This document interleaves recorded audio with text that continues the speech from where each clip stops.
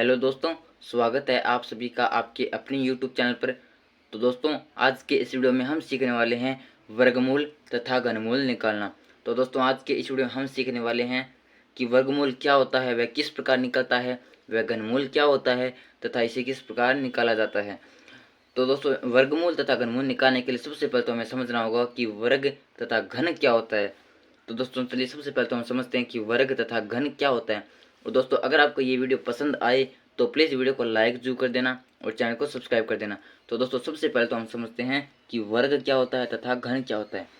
तो दोस्तों, सबसे पहले तो हम देखते हैं वर्ग। तो दोस्तों, वर्ग को इंग्लिश में बोलते हैं स्क्वायर, SQUARE।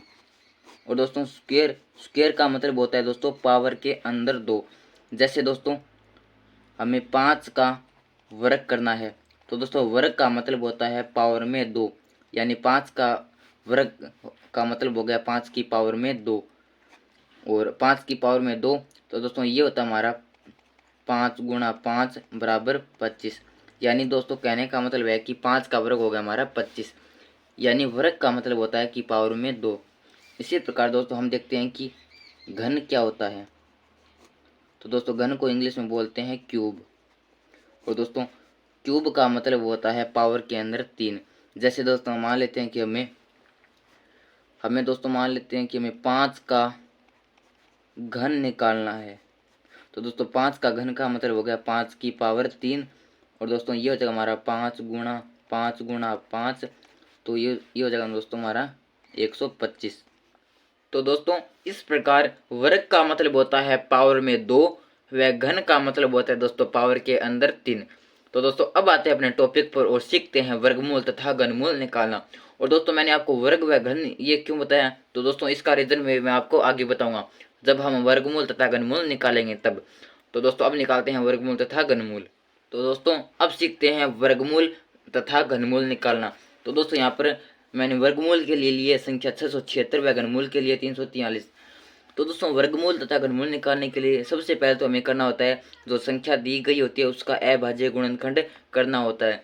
तो दोस्तों, सबसे पहले तो 676 का अभाज्य गुणनखंड करते हैं।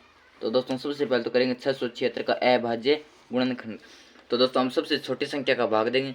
तो दोस्तों, हम देखते हैं कि 676 के अंदर 2 का भाग जाता है, तो 2 का भाग देंगे। तो दोस्तों 6 के अंदर जाएगा 3 बार, अब 7 के अंदर जाएगा 3 बार, एक हासिल बच गया तो वो यहाँ पर लगा देंगे, तो ये होगा हमारा 16। 2 का भाग देंगे 16 के अंदर, तो 8 बार जाएगा। अब दोस्तों फिर से इसके अंदर 2 का भाग जाएगा, तो 3 के अंदर जाएगा 1 बार, एक हासिल बच गया। अब 13 बच गया यहाँ पर, तो अब 2 का भाग देंगे 13 के अंदर, तो 6 गया, 6 बार गया और एक हासिल बच गया। तो अब यहाँ पर हो गया 18। तो अब 2 का भाग देंगे 18 के अंदर, तो 9 बार। अब दोस्तों यहाँ पर 169 के अंदर दोस्तों न तो 2 का भाग जाएगा, न 3 का जाएगा, न 5 का जाएगा, न इसके अंदर दोस्तों 7 का जाएगा। इसके अंदर दोस्तों भाग जाएगा 13 का, तो 13 का जाएगा इसके अंदर 13 बार, वापस 13 का भाग जाएगा इसके अंदर 1 बार। तो दोस्तों 676 को हम यहाँ पर लिख सकते हैं 2 गुणा 13 गुणा 13। तो दोस्तों 676 को हम इस प्रकार लिख सकते हैं। अब दोस्तों हमें तो निकालना है 676 का वर्गमूल निकालना है, हमें तो दोस्तों 676 का वर्गमूल निकालना है। अब दोस्तों काम आएगा हमारा वर्ग तथा टॉपिक। तो दोस्तों हम जानते हैं कि वर्ग का मतलब होता है घात में 2, यानी पावर में 2, यानी घात में 2। तो दोस्तों हम जानते हैं कि वर्ग का मतलब होता है घात के अंदर, यानी पावर के अंदर 2। और हम निकालने हैं वर्गमूल, और वर्गमूल वर्ग का विपरीत होता है, यानी वर्ग का उल्टा होता है।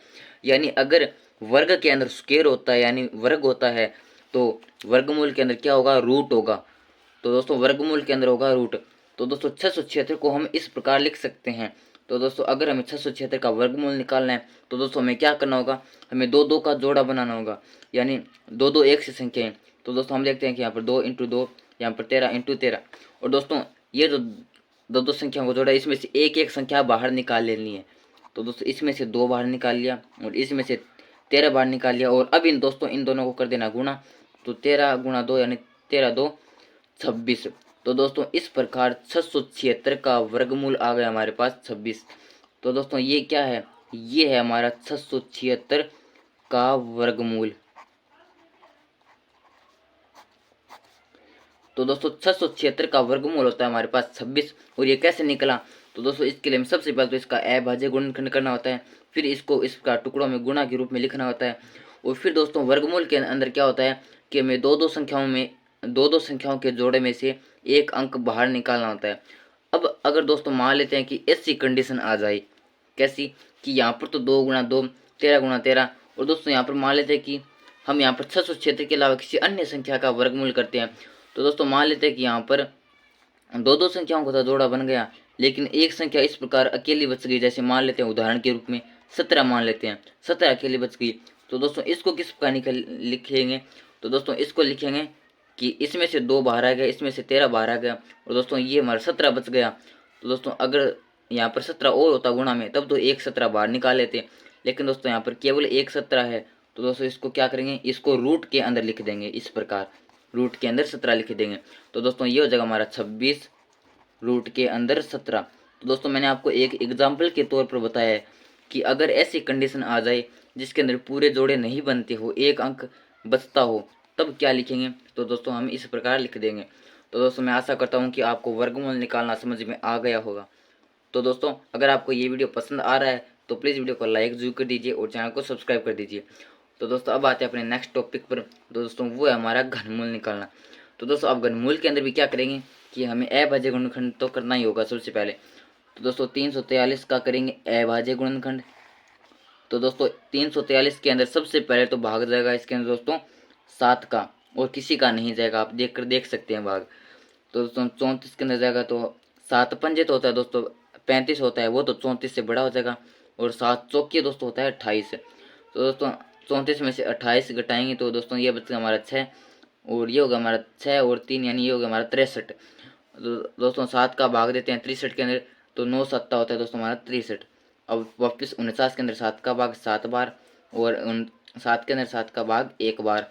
तो दोस्तों 343 को दोस्तों लिख सकते हैं 7 × 7 × 7। तो दोस्तों 343 को इस प्रकार लिख सकते हैं 7 × 7 × 7। अब दोस्तों हमें निकालना है घनमूल। अब यहाँ पर काम आएगा घन का, जो हमारा बेसिक पढ़ा था वो। तो दोस्तों घन का मतलब होता है पावर यानी घात में 3। किसी भी संख्या की घात में अगर 3 कर देते हैं, यानी उसकी पावर 3 कर देते हैं, तो दोस्तों उसका मतलब होता है घन। और हमें निकालना दोस्तों घनमूल। तो हम उसी प्रकार करेंगे वर्गमूल की तरह, कि वर्गमूल के अंदर तो हमने 2 संख्याओं का जोड़ा बनाया था, लेकिन घनमूल के अंदर हम 3 संख्याओं का जोड़ा बनाएंगे, क्योंकि दोस्तों घन करते समय हमें घात में 3 करना होता है, और घन और घनमूल एक दूसरे के विपरीत होते हैं। तो दोस्तों अगर हम किसी भी संख्या का घनमूल निकालेंगे तो उसके 3 संख्याओं के जोड़े में से एक संख्या बाहर निकालेंगे। तो दोस्तों यहाँ पर हमारा 7 × 7 × 7 3 बार है, तो दोस्तों इसमें से एक 7 बाहर निकाल लेंगे। तो दोस्तों इस प्रकार 7 ये हो गया हमारा 343 का घनमूल। यानी दोस्तों घनमूल करते समय 3 संख्याओं के जोड़ों में से एक संख्या बाहर निकाल जाती है, और वर्गमूल करते समय 2 अंक के जोड़ों में से एक अंक बाहर निकाल जाता है।